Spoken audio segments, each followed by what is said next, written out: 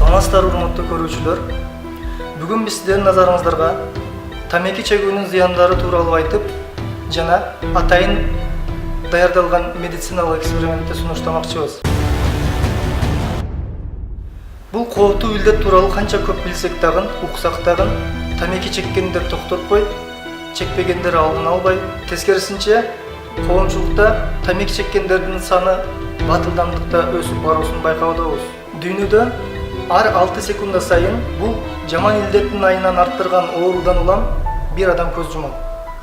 Бул дегени дүйнө жүзү боюнча жылына 6 миллион адам ушул тамеки чегүүнүн айынан арттырган ар кандай оорулардын кесепетинен бул дүйнө менен кош айтышат дегени.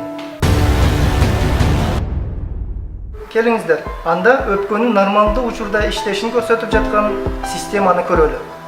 Бул жерден сиздер оң жана сол өпкөнүн жана анын бөлүктөрүнүн таза мезгилиндеги нормадагы иштөөсүн көрүп турасыздар.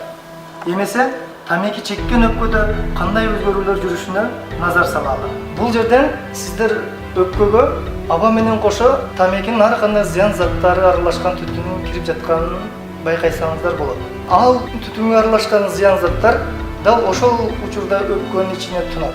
Андан ары бул зыяндуу заттар өпкөдө канга аралашып, ошондон бүт ички органдарга зыян келтирет. Калган түтүн болсо өпкөнүн жеке өзүнө доо кетирип, анын функциясын бузат.